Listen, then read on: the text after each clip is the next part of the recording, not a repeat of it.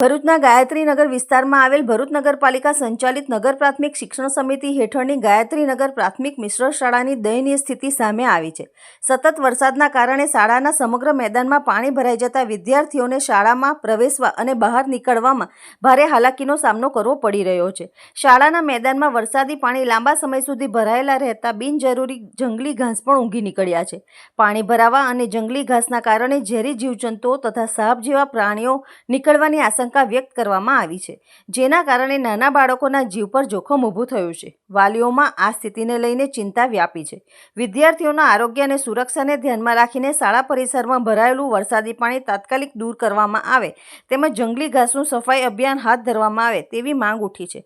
શિક્ષણની ગુણવત્તા સુધારવાના દાવાઓ વચ્ચે શાળાની આ સ્થિતિ અનેક પ્રશ્નો ઊભા કરે છે। વિદ્યાર્થીઓને સુરક્ષિત અને સ્વચ્છ શૈક્ષણિક વાતાવરણ ઉપલબ્ધ કરાવવાની જવાબદારી સામે તંત્ર કેટલું ગંભીર છે તે હવે જોવાનું રહ્યું।